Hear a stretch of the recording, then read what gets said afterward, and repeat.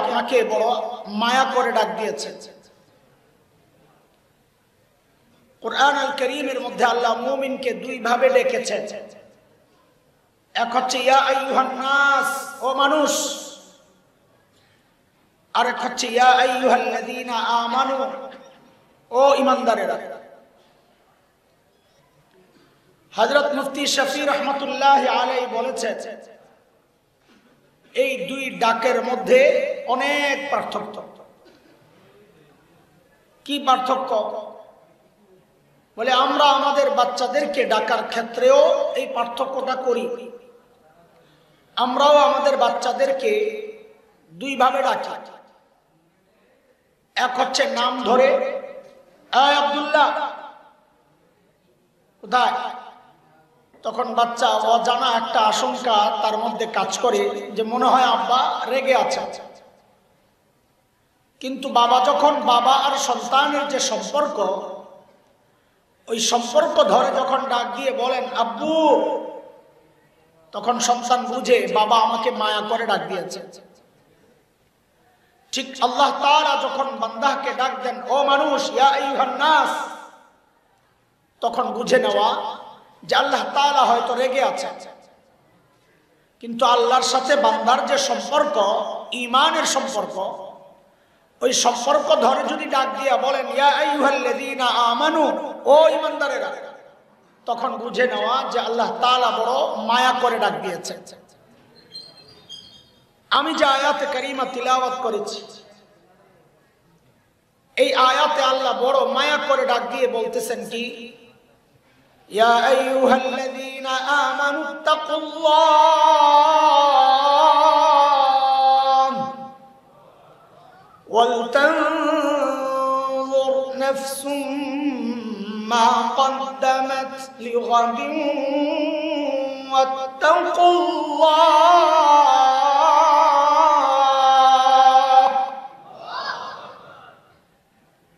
ও ঈমানদারেরা, আল্লাহকে ভয় করো, এক হুকুম এটা। দ্বিতীয় হুকুম হচ্ছে আল্লাহ বলেন ওয়াল তানজুর নাফসুম মা কদ্দামাত লিগাদ।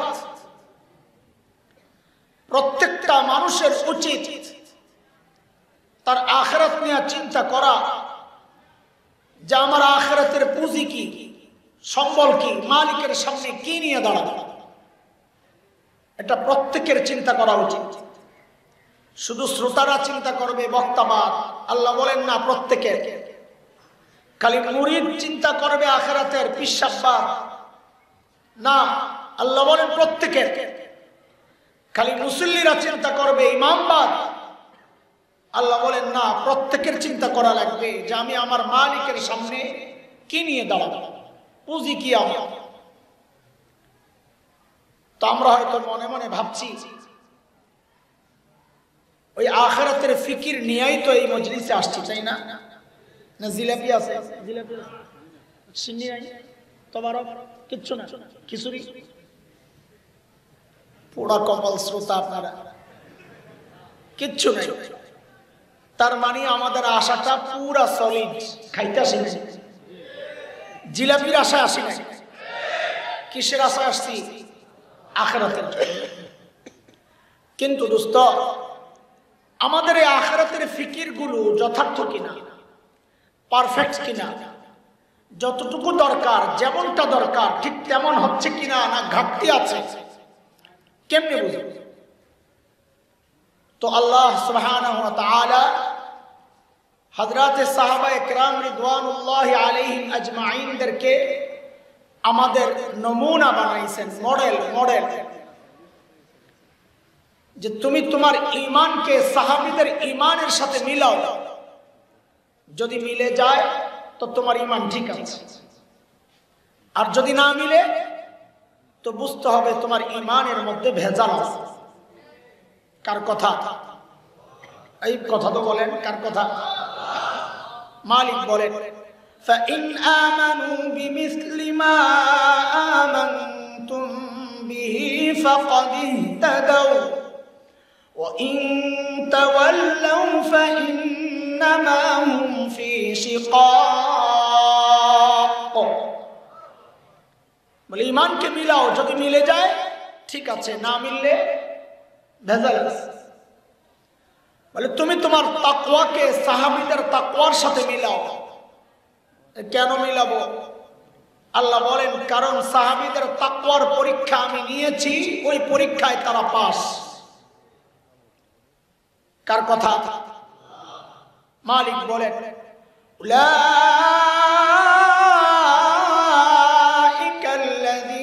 ইমতাহানাল্লাহু কুলুবাহুম লিত্তাকওয়া লাহুম মাগফিরাতুন ওয়া আজরুন আযীম।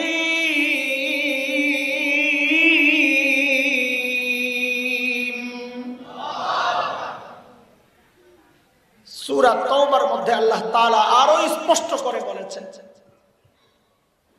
মালিক বলেন والسابقون الأولون من المهاجرين والأنصار والذين اتبعوهم بإحسان رضي الله عنهم ورضوا عنه وأعد لهم جنات تجري تحتها الأنهار خالدين فيها أبدا ذلك الفوز العظيم।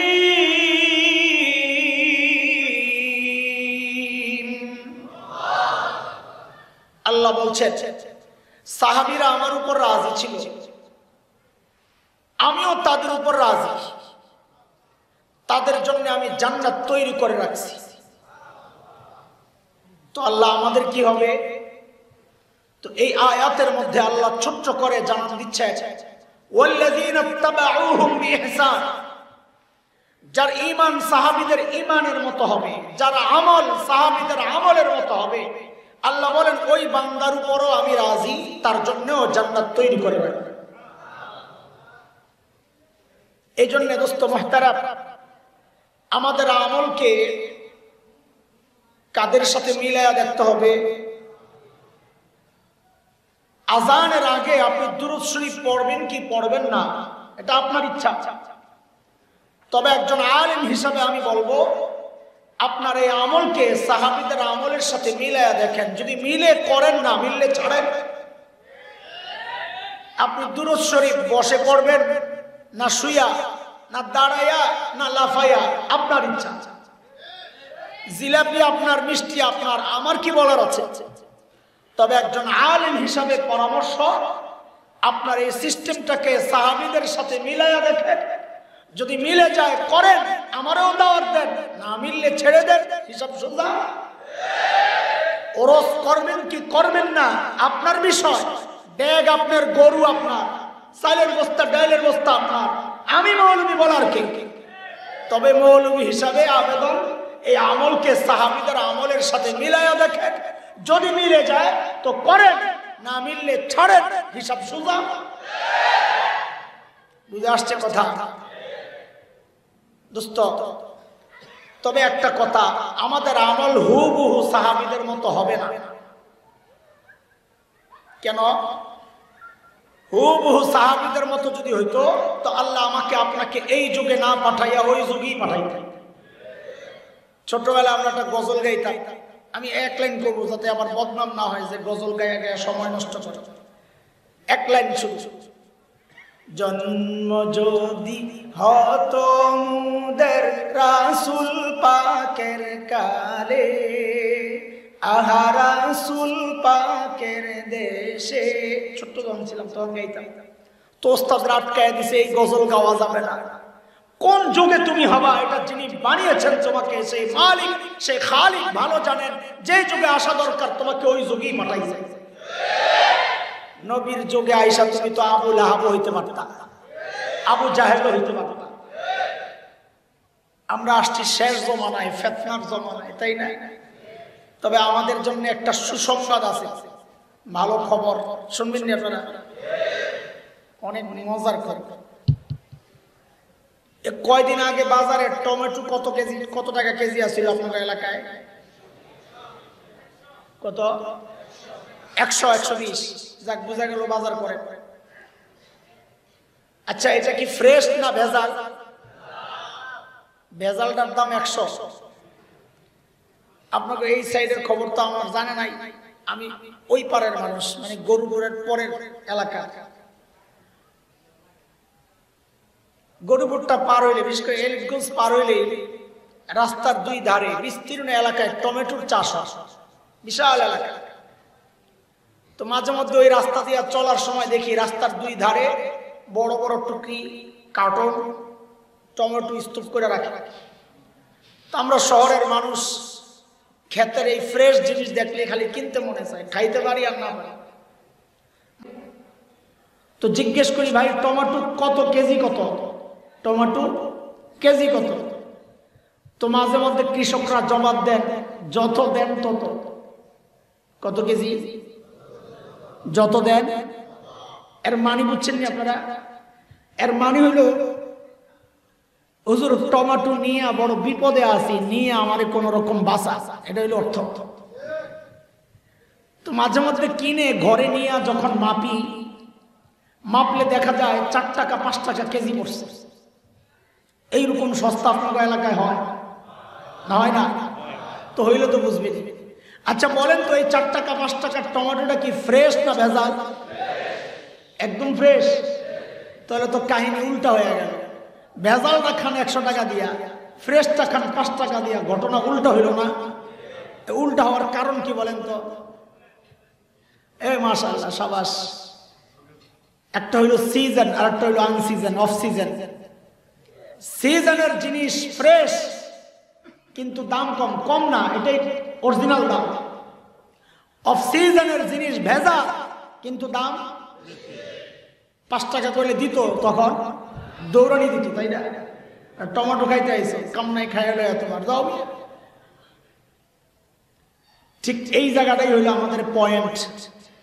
রাতে একা একা আল্লাহর সাথে যখন কথা বলেন, তো এই কথাটা বইলেই আল্লাহকে ধরা যাবে শক্ত মতো। আল্লাহ, আমাদেরকে পাঠাইছো তুমি শেষ জমানায়, ফাসাদের জমানায়, অফ সিজনে, আন সিজনে। ইবাদতের অরিজিনাল সিজন তো নবীর যুগ, তারপরের যুগ, তারপরের যুগ।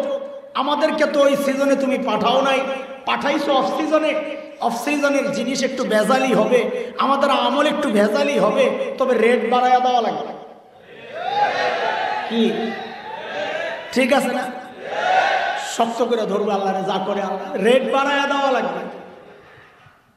মনে মনে ভাবতেছেন আন্দাজি একটা মাইরা দিল আম করে বেকল পাইয়া। হাদিসের ইশারা আছে, হাদিসের ইশারা ছাড়া কথা হবে না। আল্লাহর হাবিব সাল্লাল্লাহু আলাইহি ওয়াসাল্লাম বলেছেন, মান তামাসসাকা বিসুন্নতি ইনদা ফাসাদি উম্মতি ফালাহু আজরু, বলেন উলামায়ে কেরাম, ফালাহু আজরু মিয়াতি শাহীদ। এই জন্যই জিজ্ঞেস করছি, বলানোর জন্য, তাইলে মনোযোগটা বেশি আসে। হযরত মুফতি আব্দুল মালিক দামাত বারাকাতুহুল আলিয়া সহ মুহাদ্দিসদের গবেষণা হচ্ছে, মিয়া শব্দটা লাগাইলে হাদিসটা দুর্বল হয়ে যায়, মিয়া ছাড়া বললে হাদিসটা পুরা ঠিক আছে। তো আমরা মিয়া ছাড়াই বলি, মিয়া মানে 100। আপনারা আবার মনে হয় কোন মিয়ারে বাদ দিল বুঝলাম না কিছু। মান তামাসসাকা বিসুন্নতি ইনদা ফাসাদি উম্মতি ফালাহু আজরু শাহীদ। নবী বলেন, ফাসাদের জামানায়, শেষ জামানায়, দাজ্জালের ফিতনাগুলো প্রকাশের সময়ে যে ব্যক্তি সুন্নত আঁকড়ে ধরবে, আল্লাহ তাআলা তাকে শাহাদাতের মর্যাদা দান করবে। আচ্ছা বলেন তো, এই কথাটা নবী সাহাবীদেরকে বলছেন যে আমার সাহাবীরা সুন্নত আঁকড়ে ধরো, আল্লাহ তোমাদেরকে শাহাদাতের মর্যাদা দান করবেন, নবী সাহাবীদেরকে বলছেন? নবী বলেছেন ইনদা ফাসাদি উম্মতি, শেষ জমানার কথা, যে শেষ জমানায় যদি কেউ সুন্নত আঁকড়ে ধরে, আল্লাহ তার সুন্নতের রেট বাড়ায়া তাকে শাহাদাতের মর্যাদা দিয়ে দিবেন। কি বোঝা গেল? শেষ জমানায় আমলের রেট বাইরা যায়। খেলাধুলা করছে, আর এখনকার বাচ্চারা খেলাধুলার ফাঁকে ফাঁকে লেখাপড়া করে। ঠিক আছে কি কথা? ঠিক সাহাবায়ে কেরামের সাথে আমাদের পার্থক্যটা এই জায়গায়। আমরাও যারা দিনদার নিজেদেরকে ভাবি, দুনিয়ার কাজ করি, আখিরাতের কাজ করি। হযরত সাহাবায়ে কেরাম দুনিয়ার কাজ করতেন, আখিরাতের কাজ করতেন।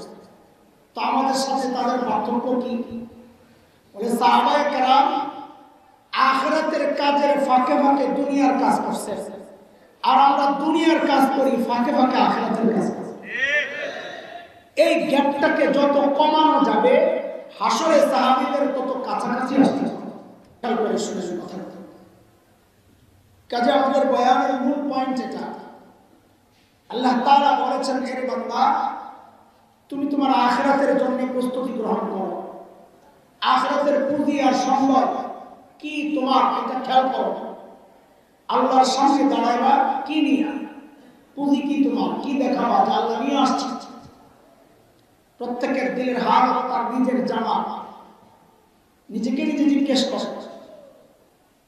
তো এর জন্য হযরতে সাহাবায়ে কেরাম রিদওয়ানুল্লাহি আলাইহিম আজমাইনদের আখিরাতের প্রস্তুতি, আখিরাতের ফিকির কেমন ছিল এটা একটু শুনলে নিজের আখিরাতের ফিকির কেমন হওয়া দরকার এই অনুভূতি আসবে।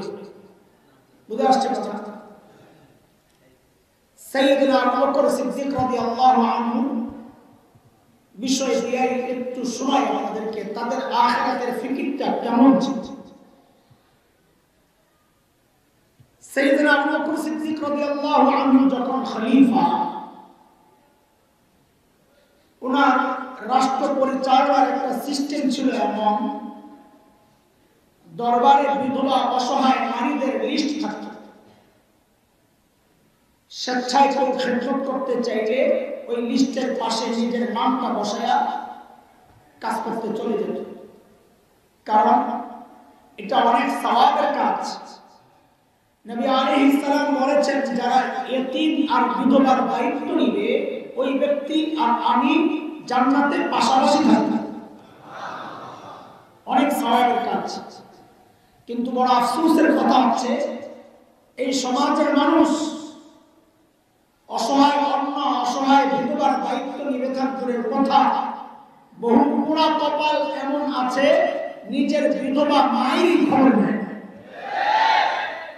পোড়া কপাল। তো একদিন হযরত ওমর ফারুক রাদিয়াল্লাহু তাআলা আনহু দরবারে আসছেন, কোন এক বিধবার খেদমত করবেন এই নিয়তে। তো এসে দেখেন যে সব নাম বুক খালি নেই, নিচে দিয়ে শুধু একটা নাম খালি, যার নামের সাথে কার নাম বসানো নাই। হযরত ওমর চিন্তা করলেন, তাইলে এই বুড়ির বাড়িতে আমি যাই। ওই চিন্তা দেখেন হযরত ওমর কত বড় মানুষ, আখিরাতের ফিকির কিভাবে ঢুকছে মাথায়, যে বিধবা অসহায় নারীর খিদমত করতে ওমর পরবর্তী দিন ফজরের পর বুড়ির বাড়িতে হাজির। কখন? ওই কথা বলেন কেন জিজ্ঞেস করতেছি, মনোযোগ আকর্ষণের জন্য, কারণ সামনের কথাটা জরুরি বুঝা যায়। সাহাবায়ে কেরাম দিনের কাজ শুরু করতেন ফজরের পর, কারণ নবী আলাইহিস সালাম যারা সকালে কাজ করেন তাদের জন্য বরকতের দোয়া করতেন। বিখ্যাত আলিম শেখ ইবনুল কাইয়িম রাহমাতুল্লাহি আলাইহি তার বিখ্যাত কিতাব যাদুল মাআদের মধ্যে লিখেছেন, কেউ যদি সকালে ঘুমায় তো তার ঘর থেকে কোনোদিন অভাব দূর হয় না। বুঝে আসছে কথা? আপনারা গ্রামের মানুষ তো সকালে ঘুমান না, কাজে বের হয়ে যান। শহরে এটা বড় একটা বালা মুসিবত, সারা রাত সজাগ থাকবে, সকালে ঘুমাবে, বরকত যাবে না, চলে, অভাব দূর হবে। পরদিন সকাল সাইয়েদনা ওমর ইবনুল খাত্তাব রাদিয়াল্লাহু আনহু বুড়ির বাড়ির দরজার সামনে দাঁড়ায় দরজা নক করে বলে, মালিক আপনার ঘরের কাজগুলো করার জন্য আমি ওমর ইবনুল খাত্তাব হাজির। বুড়ি ভেতর থেকে জবাব দেন, বাবারে প্রতিদিন যে আল্লাহর বান্দা আমার ঘরের কাজগুলো করেন তিনি ইতিমধ্যেই আমার ঘরের কাজগুলো করে চলে গেছেন। ফজরের পর যায় আসলে কাজ করে চলে গেছে, তাহলে কাজটা করছে কখন? ফজর আগে। হযরত ওমর চিন্তা করলেন তাইলে আমাকে আরো আগে আসা লাগবে। ওই চিন্তায় সাইয়েদনা ওমর পরদিন ফজরের আযানের ওয়াক্তে বাড়ির দরজার সামনে দরজা নক করে বলে, মারে আপনার ঘরের কাজগুলো করার জন্য আমি ওমর ইবনুল খাত্তাব হাজির। বুড়ি আজকেও জবাব দিচ্ছেন, বাবারে প্রতিদিন যে আল্লাহর বান্দা আমার ঘরের কাজগুলো করেন তিনি ইতিমধ্যে ওই কাজ করে চলে গেছেন। হযরত ওমর চিন্তা করলেন তাইলে আমাকে আরো সকালে আসা লাগবে।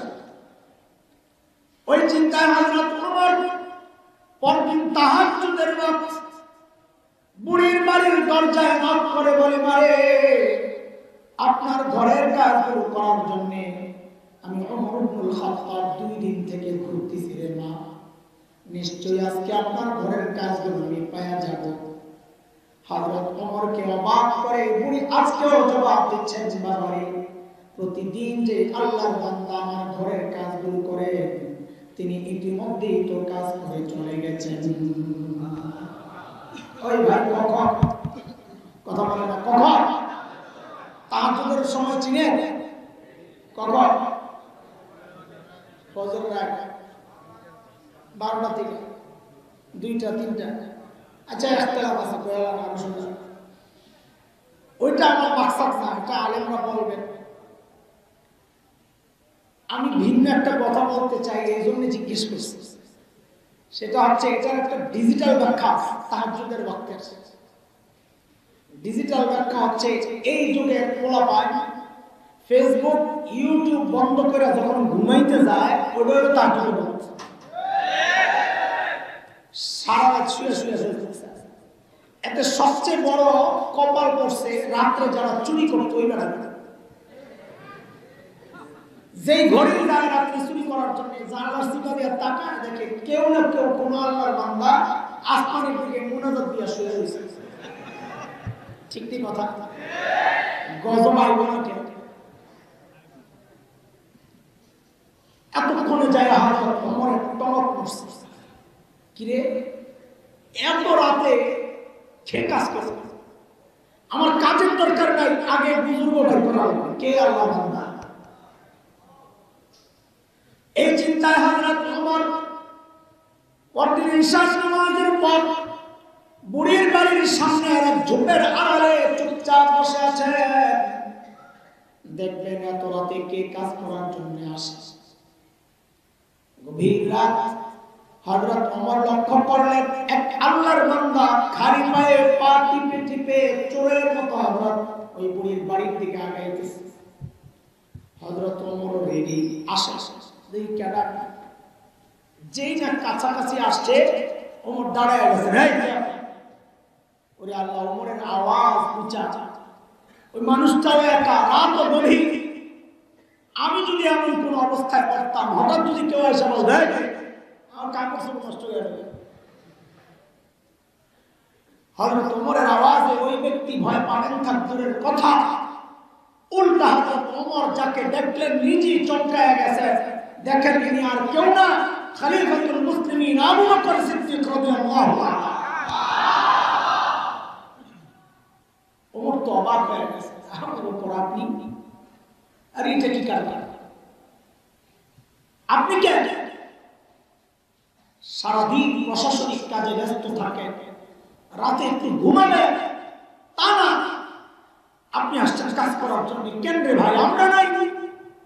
আমরা কি মরে গেছি? পায়ের দিকে তাকায় দেখে জুতা নেই, মেজাজটা গেছে আরো গরমে। সাইয়েদনা ওমর আবু বকরকে বড় মহব্বত করতেন, এমনি লাইগা থাকতেন। লাইগা মানে গুতাগুতির লাগে না, ক্ষমতার লড়াই না, কার চেয়ে কে বেশি আমল করতে পারে ওই লাগা। ধরছেন জুতা নাই কে? জুতা নাই কে? খালি গায়ে আসছেন কেন? কাটা পাথরের টুকরা, বাংলাদেশের মাটির মতো মসৃণ তো না আরবের মাটি। হযরত আবু বকর কি জবাব দিলেন? ইসলামী শাসন ব্যবস্থার সৌন্দর্য এগুলা। সাইয়েদনা আবু বকর জবাব দেন, ওমর, জুতা পরলে চট চট আওয়াজ হয়, আরে মানুষের যদি ঘুম নষ্ট হয়ে যায়। রাষ্ট্রনায়ক রাতে খালি পায়ে হাঁটে যেন জনগণের ঘুম নষ্ট না হয়। কোন দুনিয়ায় বাস করা? ঘুম তো দূরের কথা, জানের নিরাপত্তা নেই।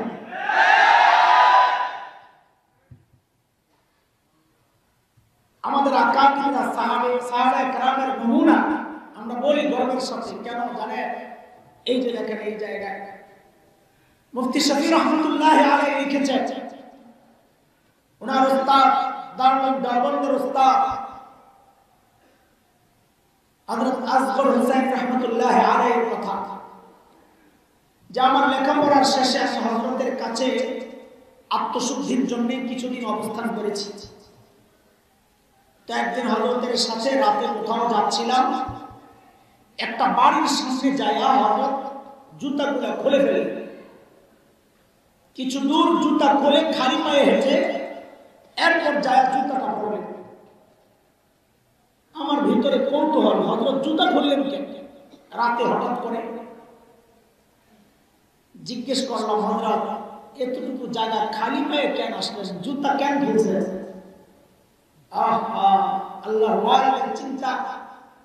হযরত জবাব দেন, এই যে বাড়িটা দেখছ, এই বাড়িটা একটা অমুসলিম পতিতা, মুসলমান না, পতিতা, বুঝেন? পয়সার বিনিময়ে নিজের দেহ বিলায়, সহজ বাংলায় যদি বলেন তো বেশ্যা, নাউযুবিল্লাহ, দেহ ব্যবসায়ী, দেহ বসায়। তো হযরত বলেন, এই মহিলা একসময় রূপ যৌবন ছিল, তার খদ্দের আসতো, কাস্টমার আসতো, এখন তার বয়স পড়ে গেছে, সেই সৌন্দর্য নাই, এখন তার কাস্টমার আসে না, কিন্তু সে অপেক্ষায় বসে থাকে নিশ্চয়ই। আমি পুরুষ মানুষ, আমার জুতার আওয়াজ পাইলে সে বুঝবে যে কোন পুরুষের জুতার আওয়াজ এটা, তখন সে আশাবাদী হবে, না জানি আমার কোন কাস্টমার আইতেছে, আমি যখন চলে যাব সে আশাহত হইয়া কষ্ট পাবে। আমি চাই না এই কষ্টটা সে পাক, এই জন্য এই জায়গাটা আমি জুতা খুলে রাখবো। আমাদের কোথায় ও মুসলমান, এর নাম ইসলাম, এটাই ইসলাম। অথচ এখনকার মানুষের চরিত্র হচ্ছে নিজের জায়গাটা মেপে মেপে শেষ মাথায় নিয়ে বাথরুম বানানো, আরেকজনের জায়গার বাড়ির কোনায় নিয়ে বাথরুম বানানো। কিরে গন্ধ আসতেছে, এর কেন বানাই দিত? তোর জায়গায় বানাইছিস, আমার জায়গায় একটু বানাইছিস, তোর জায়গায় একটু বানাইছিস, কথা তো ঠিকই আছে। এর নাম ইসলাম না। ইসলাম হচ্ছে আমার আচরণের জন্য কেউ কষ্ট না পায়, এর নাম ইসলাম। প্রসঙ্গ তো বলেনি একটু, আমি যখন গাড়ি থেকে নেমেছি অনেক ভাই হাত বাড়িয়েছিলেন ইশারা করার জন্য, আমি হাত বাড়াই নাই। এটা আমাদের জন্য একটা বড় মুসিবত, এটা আপনারা বুঝবেন না। একজনের কাছে হাত বাড়াইলে ওই জায়গা থেকে আসা আমার জন্য মুশকিল হয়ে যায়, সবাই হাত বাড়ায়, তখন আর আগানো যায় না। তখন আমাদের সহজ হলো, ভাই মুসাফার জায়গায় থাকে, আমি দৌড়তে থাকি না, এজেন্টটা মেরে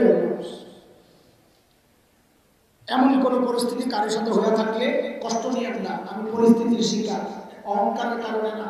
আমার হাত কোনো মণিমুক্তার হাত না, যে আপনার সাথে লাগিয়ে পছন্দ হবে, আপনার হাত আমার চেয়ে দামি হাত, এই বিশ্বাস রাখলেই কথা বলতে বসে।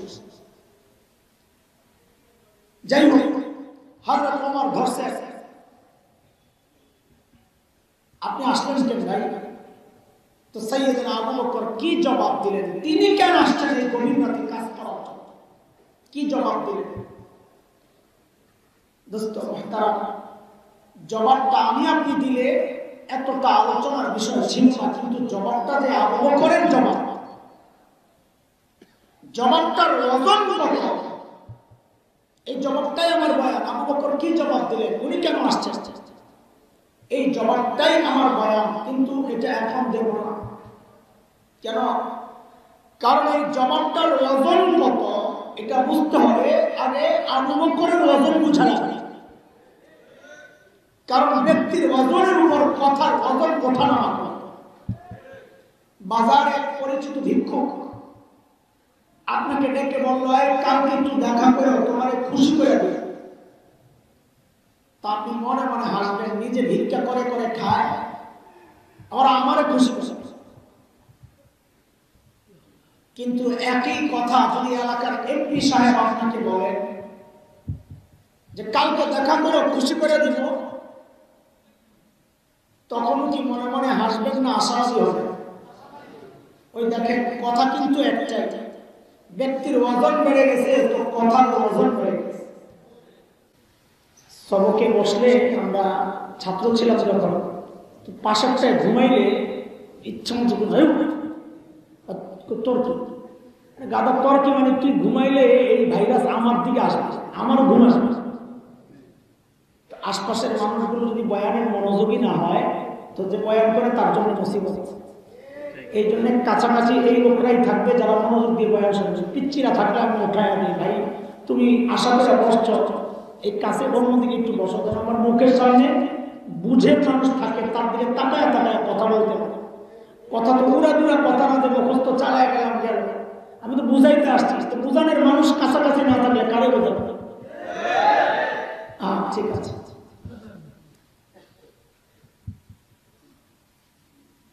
হযরত আবু বকরের ওজন কত বড় মানুষ ছিলেন তিনি, এটা বুঝলে আবু বকরের জবাবটার ওজন বুঝে আসে।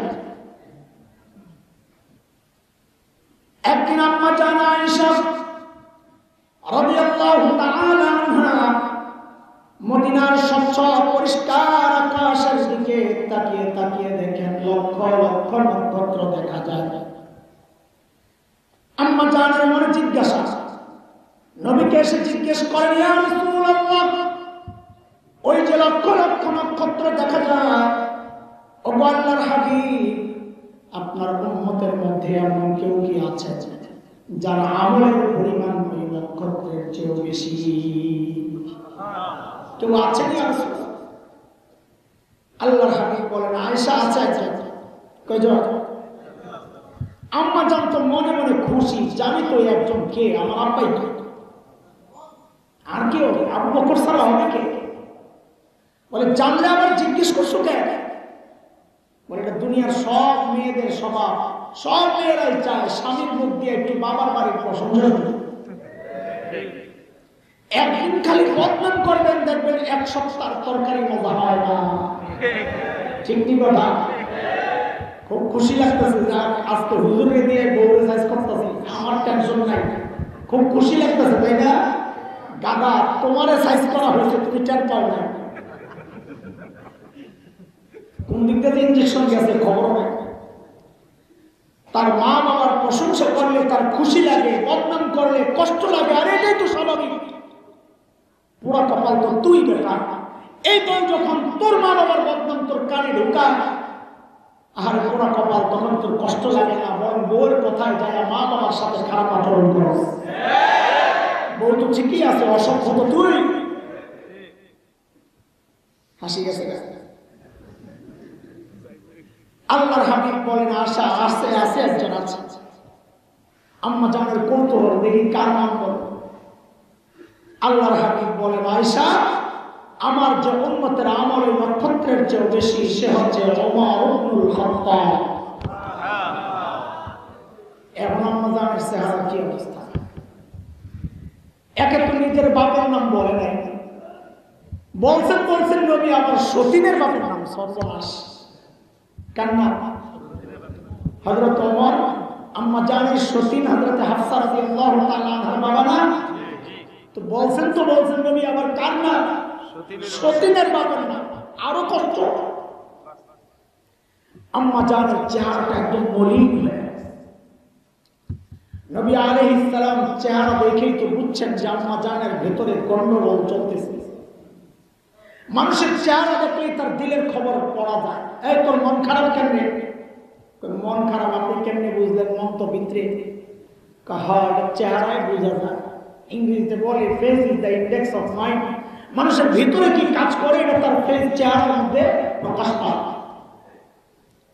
আল্লাহর হাবিব তো বুঝছেন আয়েশার ভিতরে গন্ডগোল চলতেছে। আল্লাহর হাবিব বলেন, আয়েশা, তুমি ভেবেছিলে তোমার বাবার নাম বলবো, তাই না? আর আয়েশা শোনো শোনো, তোমার বাবা আবু বকরের হিসাবটাই আলাদা। আমার গোটা উম্মতের আমল যদি এক পাল্লায় রাখা হয়, আর একা তোমার বাবা আবু বকরের আমল যদি আরেক পাল্লায় রাখা হয়, আয়েশা তোমার বাবা আবু বকরের আমলের পাল্লা ভারী হয়ে যাবে। আবু বকরের মর্যাদা। একদিন হযরত ওমর আসছেন আবু বকরের কাছে, এই তাড়াতাড়ি যাইতে দেন না, যা বাবা যা করি খান, আর দু একটা আসতে যাও না, এইবার যদি ওরস তো জরিমানা দিয়ে দেওয়া লাগবে, 10 টাকা দিয়ে পড়ে যাবে, আর নাহলে হন যা সামনের থেকে উঠবি 10 টাকা দিবে।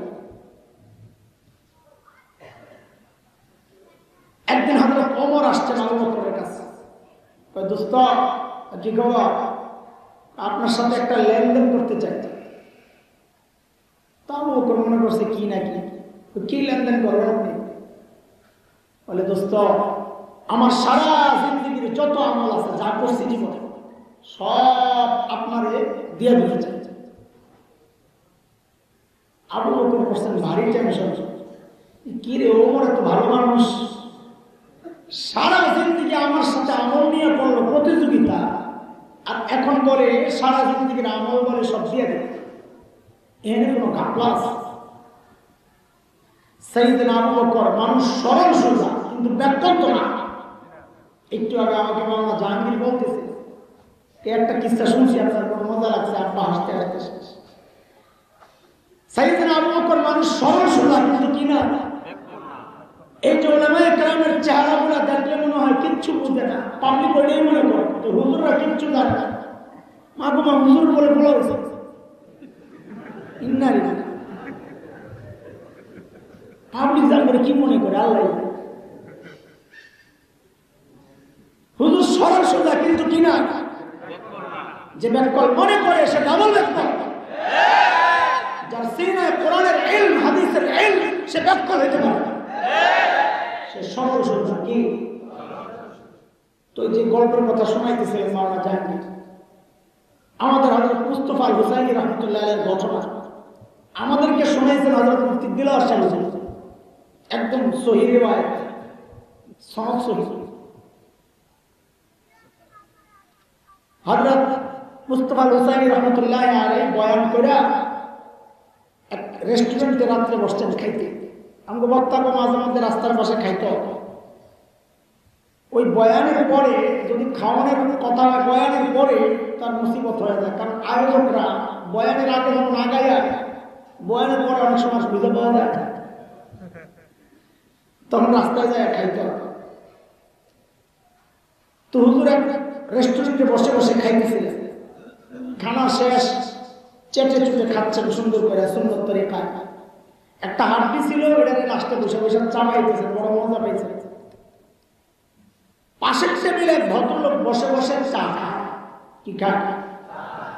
দুনিয়া এমন কিছু মানুষ আছে, দাড়িওয়ালা টুপিওয়ালা দেখলে চুলকানি শুরু হয়, আছে? ওটা ওই কোয়ালিটি। যেই দেখছে হুজুর যেমনি হাড্ডি চাবাইতেছে, পাইছি সুযোগ, হুজুরে যাই একটু সাইজ করে চায়ের কাপটা হাতে নিয়ে হুজুরের টেবিলের সামনে এসে দাঁড়ায়, একটা ভাবলে বলে এক্সকিউজ ইয়েস বলে, হুজুর আপনাদের এলাকায় কুকুরে কি খায়? ওই যে হুজুর হাড্ডি চাবাইতেছে, বুঝাইলো কুত্তার খাওয়ানো তো আপনি খাইতেছেন।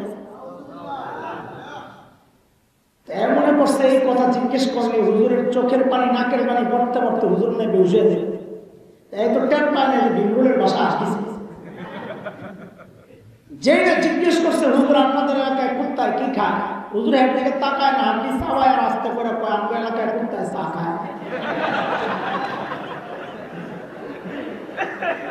এরাতে কি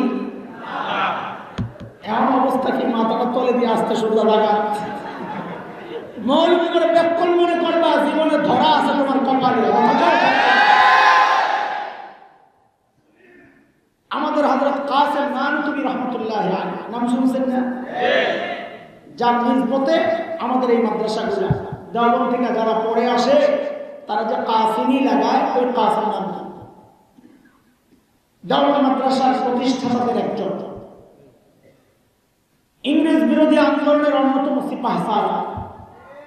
গোটা ভারতবর্ষের মুসলমান তো বটে, স্বাধীনতাকামী হিন্দুরা পর্যন্ত যার অঙ্গুলি ইশারায় উঠে বসে, এত বড় নেতা। ইংরেজরা সিদ্ধান্ত নিয়েছে গ্রেফতার করে। তাহজুদ দারুল দেওবন্দ মাদ্রাসার ঠিক পাশেই দেওয়াল ঘেঁষা একটা মসজিদ, দক্ষিণ দিক থেকে কোনায় ছাত্তা মসজিদ নাম।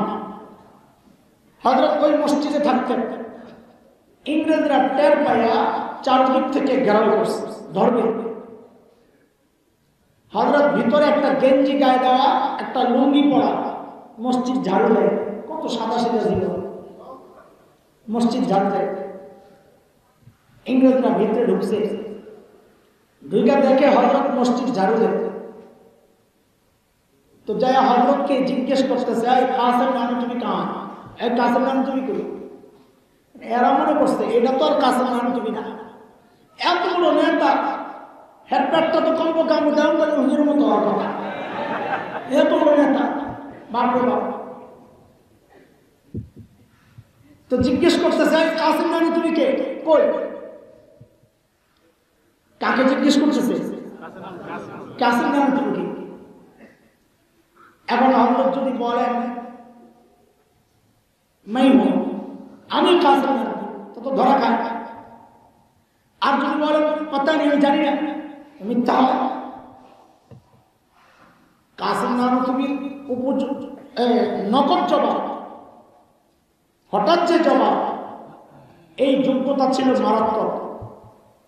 হঠাৎ করে উপস্থিত জবাব কেউ আটকাইতে পারত না। এক ইংরেজ হিন্দু পণ্ডিত সিদ্ধান্ত হয়েছে মুনাজারা হবে, বহস, বিতর্ক, যুদ্ধ, তর্ক যুদ্ধ। তো মুনাজারার আগে খাইতে বসছে। তো হিন্দু বেচারা খাইছে অনেক, এটা হাদিসের কথা। আল মুমিনু ইয়াকুলু ফি মিআন ওয়াহিদ, মুমিনরা খায় এক হাতে, খায় কম। কাফেররা সামাতে মা, সাত হাতে খায়। কাফেররা লড়ে শয়তানও খায়, আসল কথা। তো হিন্দু তো খাইছে অনেক, ঠিক। কাসেম নাম তো খাইছে অনেক, ঠিক। হিন্দু পণ্ডিত চিন্তা করছে, আরে শুরুতে একটা মার দিই, মানসিকভাবে দুর্বল করে দেয়। খানাই তো আমার লোক হেরে গেলে মুনাজারায় কেমনি জিতবে? তো উপস্থিত জবাব, কাসেম নানতুবি বড় আজীব যোগ্যতা। যেই নাই কথা বলছে, কাসেম নানতুবি বলেন, ভাই খানা নিয়ে যদি প্রতিযোগিতা করতে হয় তা আমার সাথে কেন, তুমি যাই মহিষের সাথে করো। বেশি খাওয়া তো না মানুষের কৃতিত্ব না, মহিষ আর গরুর কাঠ। ইংরেজরা যায় যখন জিজ্ঞেস করছে, কাসেম নানতুবি কাহা? কাসেম নানতুবি কি করছে? উপস্থিত বুদ্ধি, যেখানে দাঁড়ায় ছিলেন ওখান থেকে একটু সরছে। তো এই জায়গাটা খালি হয়েছে না? তো এমন একটা ভাব হয়েছে যে কথাটা বুঝতে একটু দেরি হয়েছে। হ্যাঁ, কে কাসেম নানতুবি? আচ্ছা আচ্ছা, ও তো আপনি হাতে, উনি তো একটু আগে এখানেই ছিলেন। কথা তো মিশা না, একটু আগে তো এখানেই আসেন, তো সরে গেছে। ইংরেজরা মনে করছে একটু আগে এখানে ছিলেন, বুঝি পালাইছে না। হ্যাঁ হ্যাঁ, ঠিক আছে। আলেম কি হয় না? কথা কয়। আরে শুধু আলেম না, ইমানদারও ব্যাখ্যা হয় না। কার কথা? সূরা আলে ইমরানের মধ্যে আসছে, মালিক বলেন, ইন্না ফি খালকিস সামাওয়াতি ওয়াল আরদি ওয়া ইখতিলাফিল লাইলি ওয়ান নাহার লাআয়াতিন লিউলিল আলবাব।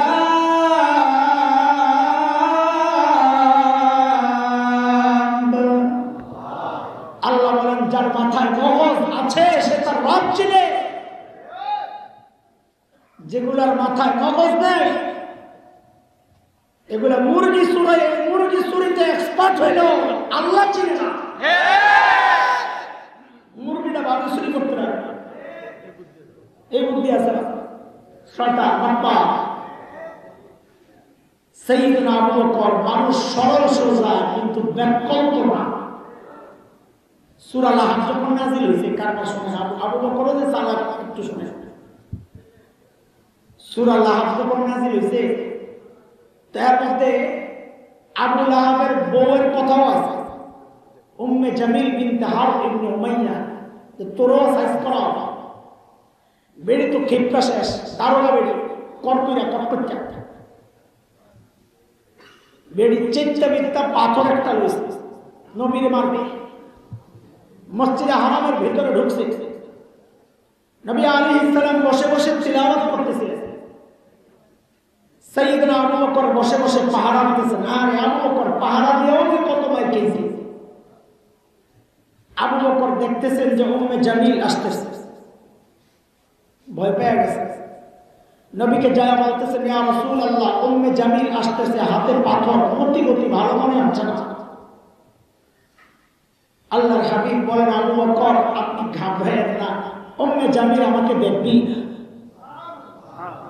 কেন কারণ সূরা বনী ইসরাঈল আয়াত 45 আল্লাহ আগে সুসংবাদ জানায় দিয়েছেন নবীকে কি فإذا قرأت القرآن جعلنا بينك وبين الذين لا يؤمنون بالآخرة حجابا مستورا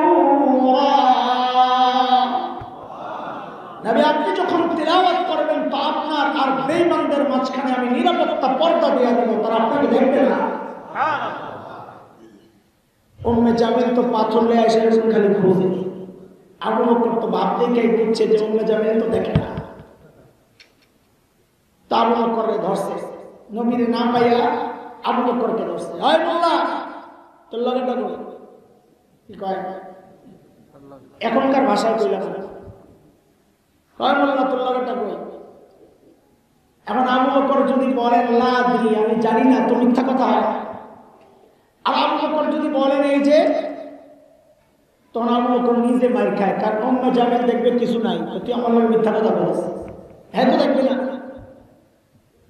আবু বকর বড় চালাক যে না জিজ্ঞেস করছে এই মোল্লা তোর লগেরটা তো দোস্ত কই তা আবু বকর আস্তে করে জবাব দিলেন খুঁজে দেখো কি হিজরতের সময় নবী আর আবু বকর রাস্তায় কাফেররা খবর ছড়াইয়া দিছে যেখানে ধরো পারো ধরো 100 পুরস্কার নবী আবু বকর বহুদূর চলে গেছেন এক কাফেলার হাতে ধরা পড়ছে ধরছে তারা কিন্তু নবীরাও চেনে না আবু বকররাও চেনে না অনেক দূরে দইরা আবু বকর সামনে জিজ্ঞেস করতেছে মাম্মা তোমার সাথে এই লোককে এখন আবু বকর যদি বলেন না আমি চিনি না তো সিদ্দিক কাটা যায় মিথ্যাবাদী হয় আবু বকর আর যদি বলেন হ্যাঁ নবী তিনি আমাদের নবী তো নবুয়ত শেষ হয় দইরা নিয়ে মেরে ফেলে আবু বকর বড় আজীব এক জবাব দিচ্ছেন সুবহানাল্লাহ তারিখের কিতাবে আসছে আবু বকরের এই জবাব আবু বকর জবাব দেন হাযা রাজুল ইয়াহদিনি তিনি একজন মানুষ আর কি আমারও রাস্তা দেখায় এরা মনে করছে পাহাড়ি চিপা চাপা রাস্তা মনে হয় এবারে চিনে না এই চিনে ওই রাস্তা দেখায় কিন্তু আবু বকর তো নিয়ত করছেন ইয়াহদিনি ইলাল জান্নাহ তিনি আমার জান্নাতের রাস্তা দেখায় হযরত ওমর যখন বললেন আবু বকর আপনার সাথে একটা লেনদেন করতে চাই বলে কি লেনদেন বলে আমার সারা জিন্দেগীর আমল সব আপনাকে দিয়ে দেব আবু বকর তো বুঝছেন এখানে কোনো ঘাপলা আস্তে করে জিজ্ঞেস করলেন ওমর বুঝলাম আপনার সারা জিন্দেগীর আমল আমাকে দিয়ে দিলেন একটু বলেন না আমার কি দেওয়া লাগবে ওটা বল ওমর বলে আবু বকর আপনি ঘাবড়ায়েন না বেশি কিছু দেওয়া লাগবে না আর কমটা কি এটা কর না কয় আবু বকর হিজরতের সময় সাউর গুহায় 3 দিন নবীর সাথে ছিলেন না কাহা আমার ওই 3 দিন দিয়া দেন আমি আমার সারা জিন্দেগীর আমল আপনারে দেব ও দোস্ত বুঝার বিষয় সাইয়েদনা ওমর কি বুঝলেন গোমর যে 3 দিনে এমন কি গুমর ছিল যে তিনি বুঝে গেছেন যে আমার সারা জিন্দেগীর আমলের চেয়ে আবু বকরের এই 3 দিনের দাম বেশি কি সেটা গোমরটা কি একটু বোঝা দরকার কথা বলে এদিকে তাকান বুঝতে হলে একটু সাউর গুহায় ঢুকা লাগবে ঢুকবেন একটু সময় আছে আপনাদের কয়টা শেষ করা লাগবে? 11:30 বেজে গেছে। কয়টা শুরু করছি? 10:30, 1 ঘন্টা হয়ে গেছে। ইন্না লিল্লাহি, কি কয়?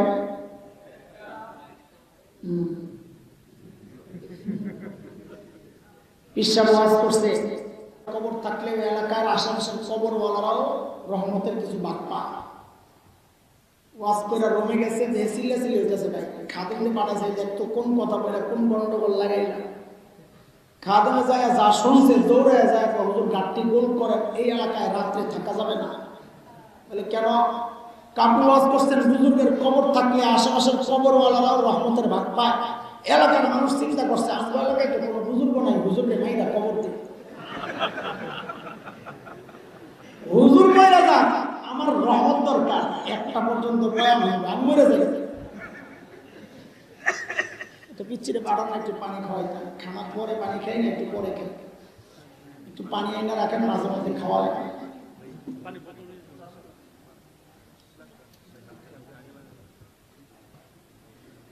চলেন সাউথ গুহার থেকে একটু ঘুরে আসি। মনোযোগ আছে আপনাদের?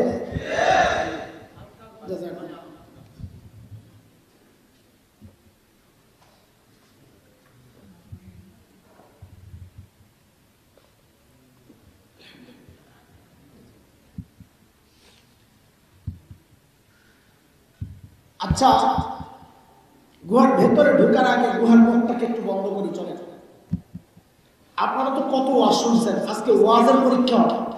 আমরা ছাত্রকে পরীক্ষা নেই, আজকে আপনাদের ওয়াজের পরীক্ষা হবে। ওয়াজের বলেন তো, গুহার মুখের মধ্যে জানি কে কে বাসা বানাইছিল? মাকড়সা, কবুতর। মাশাআল্লাহ, ওয়াজ মনে আছে। বাকিটাও তো কবুতরের ডিম পারছিল কয়টা? কারণ যে সঠিক জবাব দিতে পারবো, মাওলানা জাহাঙ্গীর আছেন বাগজে, জাহাঙ্গীর সাহেবের পক্ষ থেকে তার পুরস্কার দেওয়া হবে। আপনি রাজি? সঠিক উত্তরদাতাকে পুরস্কার দেওয়া হবে। কবুতরের ডিম পারছে কয়টা? কয়টা? 2টা। আর কোনো মতামত? একটাও না। এটা একটা জবাব, 2টা একটা জবাব। আর আছে নাকি একজন? একজনের কয়ালাম না, ইখতিলাফ আছে, তাই তো সুন্দর। অনেকে মনে মনে চিন্তা করতেছেন, নবীর সাথে সংশ্লিষ্ট একটা গল্প নিয়ে আমি তামাশা করতেছি। আসলে তামাশাই করতেছি। আরে হ্যাঁ, তামাশা করতেছি কেন? কারণ মুহাদ্দিসরা বলেছেন কবুতরের গল্পটা পুরাই জাল, বানোয়াট, মিথ্যা কথা। কবুতরই নাই, মানুষ বইয়া বইয়া ডিম করে। দোষ আমাদের, আপনাদের না। আমরাই তো শোনাইছি আপনাদের এই ওয়াজ, আপনি কই পারবেন এই কথা? আপনার দিল জয় করার জন্য বানায়া বানায়া মিথ্যা কাহিনী শোনায়া শোনায়া পাবলিকে আশা। তবে মাকড়সার জালের গল্পটা কোন কোন মুহাদ্দিস বলেছেন এইটাও বানোয়াট, কিন্তু কেউ কেউ বলেছেন বানোয়াট না, তবে দুর্বল, শক্তিশালী। ওই দুর্বল হিসাবেই সামনে কথা আগায়। গুহার মুখের মধ্যে মাকড়সার জাল, গুহার ভেতরে নবী আলাইহিস সালাম আর আবু বকর রাদিয়াল্লাহু আনহু। ও ভাই, খেয়াল করুন, এই জায়গা থেকে একটু জরুরি টিপস। আল্লাহ যদি চাইতেন গুহার মুখটাকে পাথর দিয়ে প্যাকেট করে গুহার ভেতরটাকে জান্নাতের টুকরা বানিয়ে দিতে পারতেন কি পারতেন? পারতেন। আল্লাহ তা না করে গুহার মুখের মধ্যে হালকা মাকড়সার বাসা বানিয়ে দিলেন। কেন? মাকড়সার বাসা অনেক শক্তিশালী, কাফেররা ছিদ্র করে ছিন্ন করে ভেতরে ঢুকতে পারবে না। এমন না দুর্বল? কত দুর্বল! কোরআনে মাকড়সার নামে একটা সূরা আছে, সূরা আনকাবুত। ওই সূরায় মাকড়সার জাল সম্পর্কে আল্লাহ বলেছেন, ওয়া ইন্না আহওয়ানাল বুয়ুতি লাবাইতুল আনকাবুত।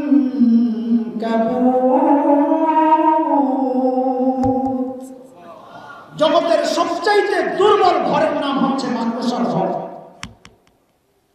আল্লাহ এই হালকা জিনিস দ্বারা নবী আর আবু বকরের রক্ষার ব্যবস্থা কেন করলেন?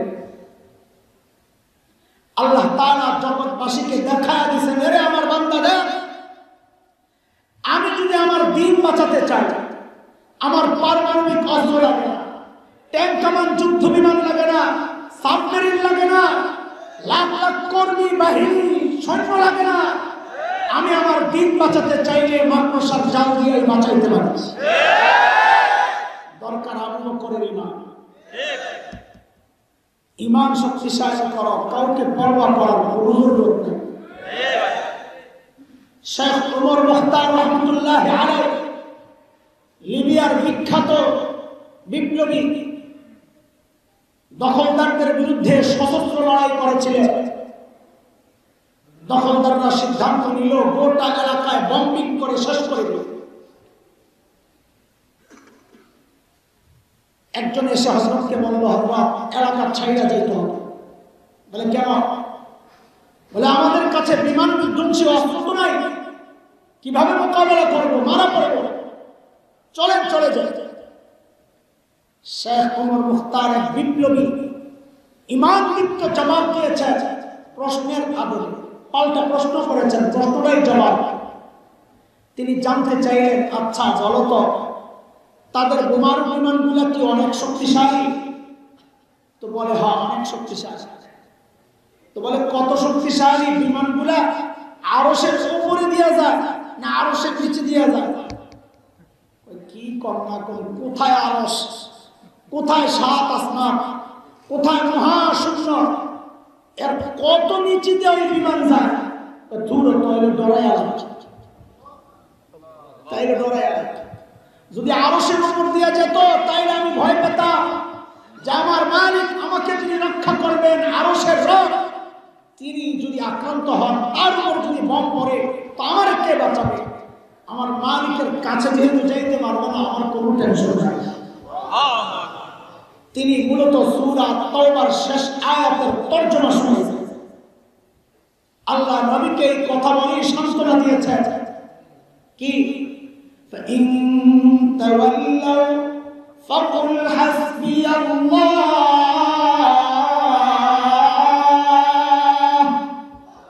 لا إله إلا هو عليه توكلت وهو رب العرش العظيم।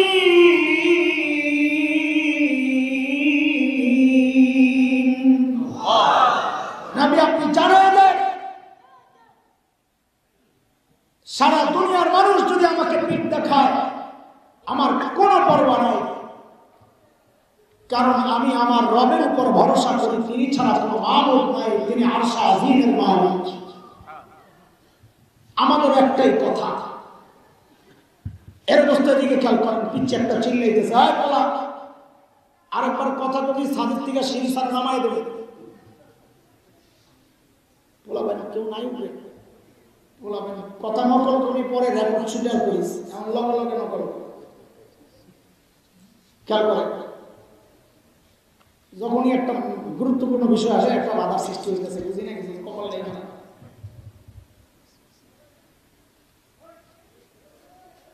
যার মালিক আরশে আজিমের রব, ইতিহাস এটাই বলে তাদের পরাজয় নাই। আল্লাহর সিস্টেমের কোনো হেরফের হয় নাই, আগে যা ছিল সিস্টেম এখনো তাই। এটা মালিকের ওয়াদা। সূরা আহজাব আয়াত 62 মালিক বলেছেন, সুন্নাতাল্লাহিল্লাতী ক্বাদ খালাত মিন ক্বাবল ওয়া লান তাজিদা লিসুন্নাতিল্লাহি তাবদীলা।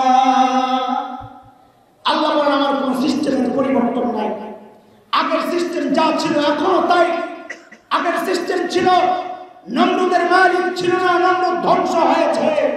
ফেরাউনের মালিক ছিল না, ফেরাউন ধ্বংস হয়েছে।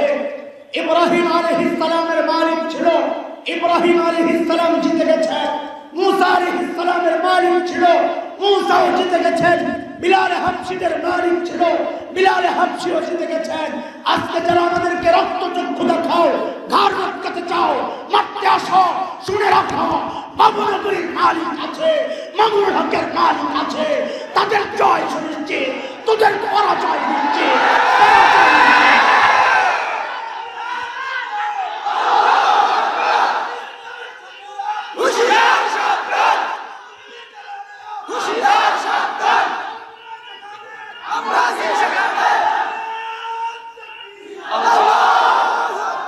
ঘাবড়ে যাও না, যাদের মালিক আর শাসনের রব তাদের কোনো ভয় না। কিসের ভয়? ভয়টা কিসের? হাজারো বিড়াল যদি মুখ বাইর করে বাঘ দেখে হাসবে, কারণ এগুলো সব বিড়ালের মুখ। হাজারো বিড়াল হামলার জন্য রেডি, বাঘ যদি লেঞ্জা দেখায় সব পালাবে, কারণ এটা বাঘের লেঞ্জা। কি তোমরা তো বাঘের চরিত্রের অধিকারী ছিল মুসলমান, তোমরা কেন বিড়ালের ভেস্কিতে ভয় পাবা? জানা দেওয়া মুসলমানদের চরিত্র হচ্ছে তাদের শরীর থেকে কল্লা আলাদা হয়, বুক থেকে কোরআন আলাদা হয় না। কোরআন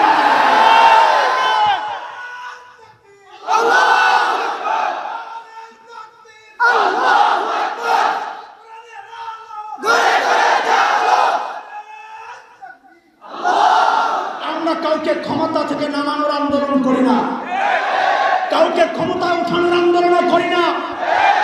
আমরা কোরআনকে ভালোবাসি, মালিককে ভালোবাসি, নবীকে ভালোবাসি, এই মানচিত্রকে ভালোবাসি। কথা কও, ইসলাম প্রেমিক জনতা দেশের স্বাধীনতায় বিশ্বাস করে, যার মধ্যে ইমানি চেতনা যত বেশি তার মধ্যে দেশপ্রেম তত বেশি। হিন্দুস্তানের নুন খায় বড় হয় না, যার নুন খায় সেই মালিকের গুণ গায়। দালালে ভরে গেছে দেশ, খোদার কসম পালাতে পারবে না। এই মানচিত্রকে ভালোবাসি, ইঞ্চি ইঞ্চি জমিনকে ভালোবাসি। কিসের জন্য? তেল হয়, গ্যাস হয়, ফসল ভালো হয়, এই জন্যে। আরে না, এই জমিন পীরজি হুজুরের সেজদার সাক্ষী, এই জমিন হযরত হাফিজজির চোখের পানির সাক্ষী, এই জমিন কারি ইব্রাহিমের জিকিরের সাক্ষী, এই জমিনের ইঞ্চি ইঞ্চি মাটি রক্ষায় যদি লাখো যুবকের প্রাণ দিতে হয়, প্রাণ থেকে প্রস্তুত জীবন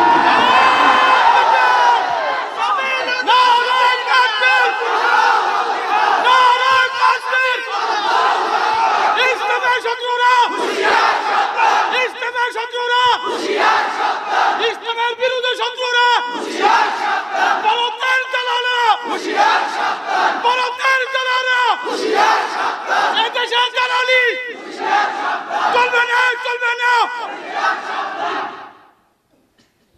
ভয় কাকে পাবো? এই জীবনের কোনো মায়া নাই, কারণ জীবন তো আমার না, জীবন তো বিক্রি করে দিয়েছে।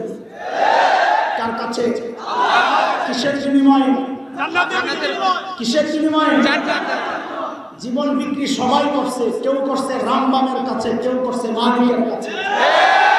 রামবামদের কাছে যারা জীবন বিক্রি করেছে তারা রামবামদের গুণগান গাবে, যারা জীবন মালিকের কাছে বিক্রি করেছে তারা মালিকের গুণগানি গাবে। তুমি আমাকে টুকরা টুকরা করতে পারবা, কিন্তু আমার ঈমানকে আমার সিনা থেকে সরাইতে পারবা না। মুসলমান, বাংলার আকাশে শকুনের আনাগোনা পরিলক্ষিত হচ্ছে। তুমি কোন দল করো আমার জানার দরকার নাই। তুমি যদি আওয়ামী লীগ করো তোমার দায়িত্ব আরো বেশি, কারণ তোমাদের নেতৃত্বে দেশের স্বাধীনতা এসেছে। আবারও যদি স্বাধীনতা রক্ষায় আন্দোলন করতে হয় তোমাকে নেতৃত্ব দেওয়া লাগবে। তুমি বিএনপি করো আমার কোনো আপত্তি নাই, তুমি জামাত জাতীয় পার্টি করো আমার কোনো আপত্তি নাই। আমি শুধু একটাই কথা বলতে চাই, যদি দেশের স্বাধীনতা মানচিত্র আক্রান্ত হয়, কোন রাম বাবুরা যদি এই দেশ দখলের চক্রান্ত করে, এরা মুসলমান এদেশের তৌহিদি জনতার নেতৃত্বে যিনি আছেন বর্তমান আমাদের আমির আল্লামা বাবুনগরী যদি একটা ডাক দেন মানচিত্র রক্ষায়, ইমান রক্ষায় জীবন দরকার, কে কে কল্লা দিতে প্রস্তুত?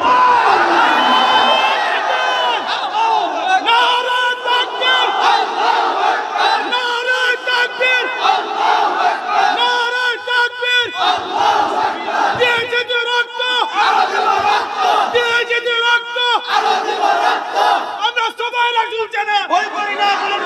আমরা সবাই রাসূল চেনা, ভয় করি না।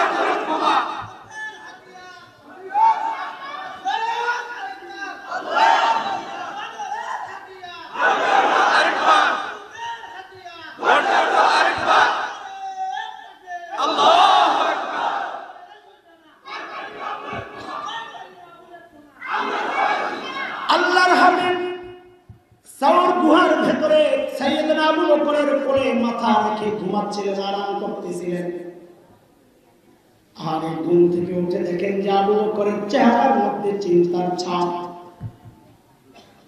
এর দোস্ত একটু জিজ্ঞেস করতে চাই, আবু বকরের চিন্তা কার জন্য? নিজের জন্য না নবীর জন্য? মুসলমান নিজের চিন্তা করে না, কথা বলো।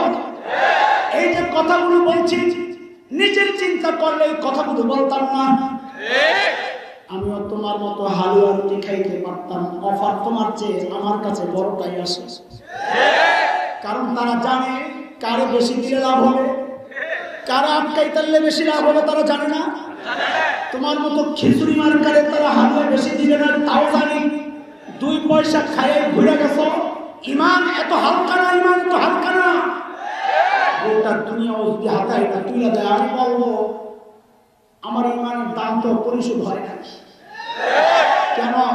কেন? হিসাব সোজা।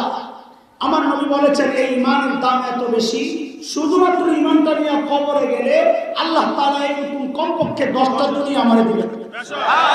তার মানে গোটা দুনিয়া দিলে তুমি তো আমার 10 ভাগের 1 ভাগ দাম দিলা, আরো 9 দুনিয়া দাও, তারপরে চিন্তা করো ইমান বেচুন কি বেচুন না।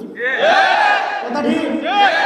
আমরা এই জীবনের কোনো মূল্য নাই, কারণ এই জীবনের বিনিময়ে জান্নাত পাইব। এই জন্য নিজের জীবনের কোনো টেনশন করি না। আমাদের কথা একটাই, দিন বাঁচাইতে হবে, নবীর ইজ্জত রক্ষা করতে হবে। স্পষ্ট কথা, এখানে কোনো লুকোচুরি নাই, কোনো লুকোচুরি নাই। আবার বলি, কোন দলের বিরুদ্ধে আমাদের অবস্থান নয়, কোন ব্যক্তির বিরুদ্ধে আমাদের অবস্থান নয়, কারো চেতনার বিরুদ্ধে আমাদের অবস্থান নয়।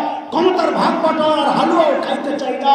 মুসলমানদের এই জমিনে মুসলমানদের প্রাণের কথা, এই জায়গায় নৌকা নাই, লাঙ্গল নাই, ধানের শীষ নাই, দাড়িপাল্লা নাই, সকলের একই আওয়াজ। নবীর দুশমন যারা, নবীকে গালি দিবে যারা, দাড়ির টুপি নিয়ে কটাক্ষ করবে যারা, তাদের একটাই শাস্তি চাই, মৃত্যুদণ্ড দিতে হবে। এই কথার সাথে দ্বিমত পোষণ করলে ইমান থাকবে না। কেন? কারণ এই কথা কোরআনের কথা। সূরা তাওবা আয়াত 12 তুমি পড়ে দেখো আল্লাহ কি বলেছে। ওয়া ইন্নাকাযু আইমানাহুম মিন বা'দি আহদিহিম ওয়া তা'নু ফি দীনিকুম ফাকাতিলু আইম্মাতাল কুফর। যারা দিনকে নিয়ে কটাক্ষ করবে, আল্লাহর সিদ্ধান্ত, তাদের শাস্তি একটাই, মৃত্যুদণ্ড। আমরাও মালিকের সাথে আমরাও বলি আমাদেরও দাবি একটাই, তাদের শাস্তি দিতে হবে, মৃত্যুদণ্ড দিতে হবে। আল্লাহর হাবিব জিজ্ঞেস করলেন, আবু বকর চেহারা এত চিন্তার ছাপ কেন, কিসের টেনশন আবু বকর? সাইয়েদনা আবু বকর জবাব দেন, ইয়া রাসূলুল্লাহ, ওই যে গুহার মুখের দিকে তাকায় দেখেন কাফেররা মুখের মধ্যে হাঁটাহাঁটি করতেছে।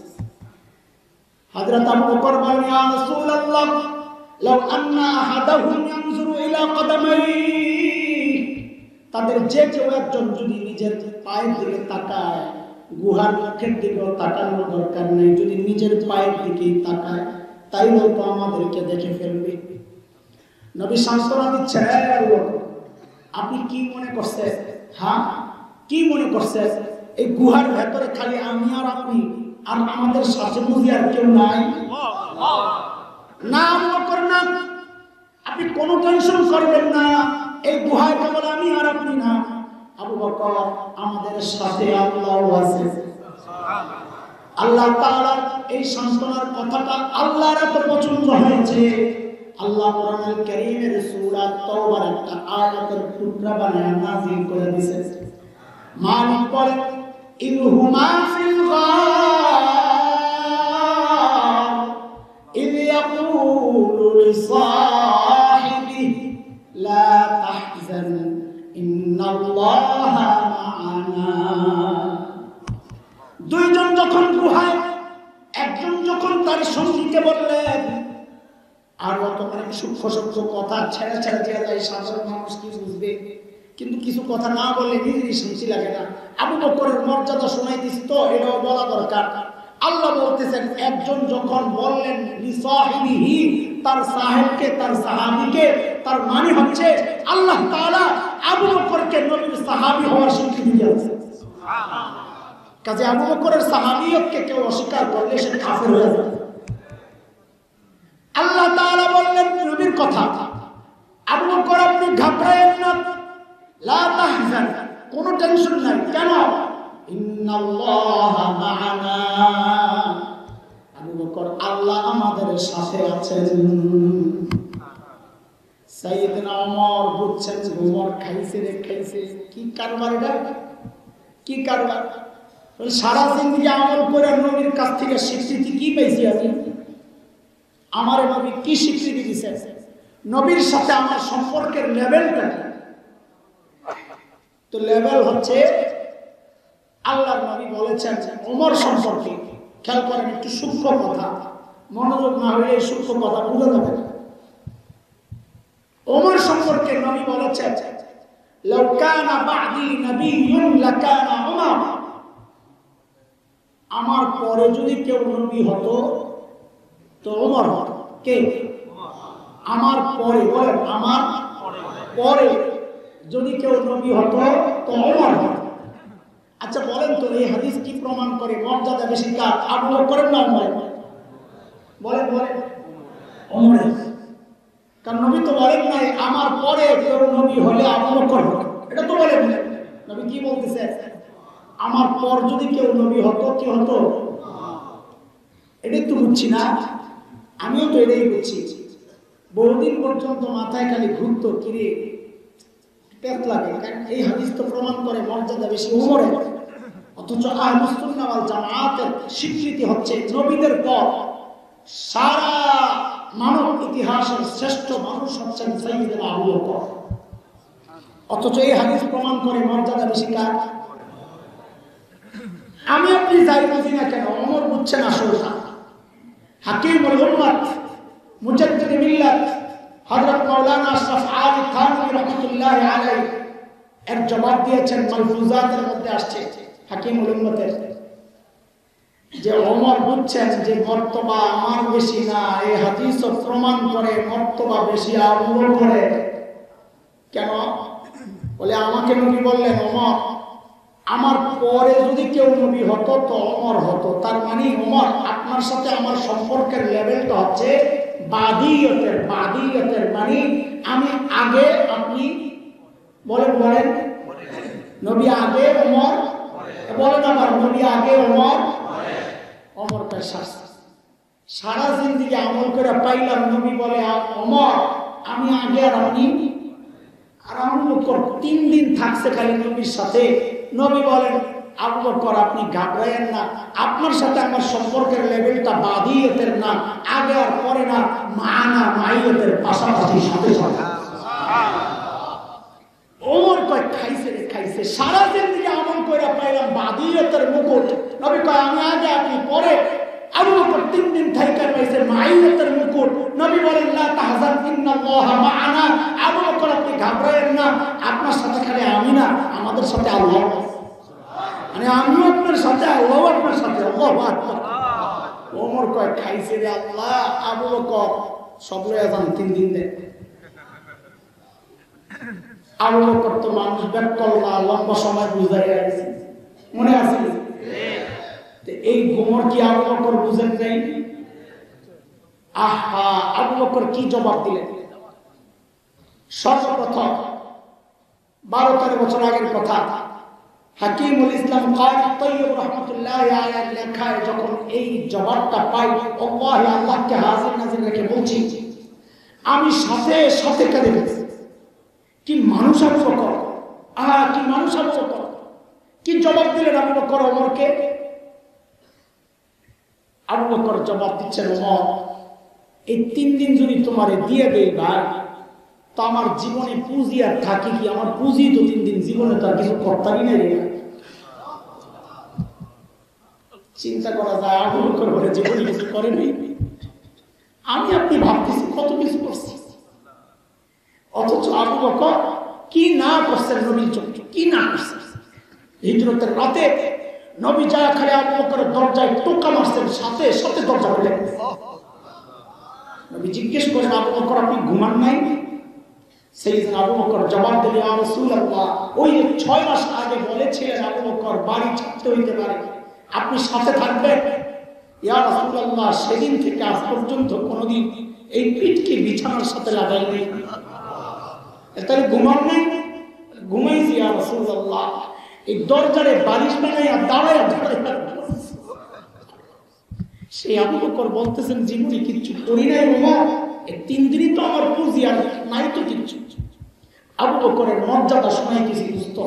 শেষ একটা মর্যাদা শোনাই আমি ফিনিশিং এ যাব, তাবুকের যুদ্ধ। নবী আলাইহিস সালাম চাঁদা চেয়েছেন সাহাবায়ে কেরামের কাছে, এই কার কাছে কি আছে দাও। আজকে হযরত ওমর তো মহা খুশি। খুশির কারণ যে আজকে আবু বকরকে হারাই দিতে পারবো, কারণ আবু বকরের ঘোড়ার ডিম ঘরে তো নাই, কিচ্ছু দিলে কি। ওমরের যে অনেক কিছু আছে তা না, তবে আবু বকরের চেয়ে বেশি। দৌড়াইয়া ঘরে গেছে, যা ঘরে যা ছিল সব নামাইছে, সামান 2 ভাগ করছে। 1 ভাগ ঘরে রাখা, আরেক ভাগ গাঁটটি করে নবীর দরবারে নিয়ে আসছে। ইয়া রাসূলুল্লাহ, আমার চাঁদা। হযরত ওমর, নবী জিজ্ঞেস করতেছেন, ওমর কি আনছে? বলেন কি জিজ্ঞেস করছে? বলেন বলেন, মনে থাকবে না এটা? ওমর কি আনছে? হযরত ওমর জবাব দেন, ইয়া রাসূলুল্লাহ, ঘরে যা ছিল অর্ধেক নিয়ে আইছি, অর্ধেক রেখে আসছি। এইবার ওমর অপেক্ষা করতেছে আবু বকর কি আনে, নবী অপেক্ষা করতেছে আর আমার আবু বকর না জানি কি আনে। আমার কাছে লাগে আর কি যে ওমরের মনে মনে একটা ভাব, আজকে একটা স্লোগান হবে, জিতিল রে জিতিল, ওমর জিতিল, এমন একটা ভাব। আরে মালিক, সাইয়েদনা আবু বকর আসতেছে। নবী তাকায় আছে, ছোট্ট একটা পুটলি হাতে এইভাবে নিয়ে নিয়ে আগাইতেছে। বর্ণনার 8 পিস মিলাইলে বোঝা যায় ওই পুটলার ভেতরে ছিল গায়ের জামা কাপড় গুলা, নাই তো কিছু, আনবে কি? তো গায়ে দিয়েছেন কি? রিওয়ায়াতের এতটুকু অংশ দুর্বল।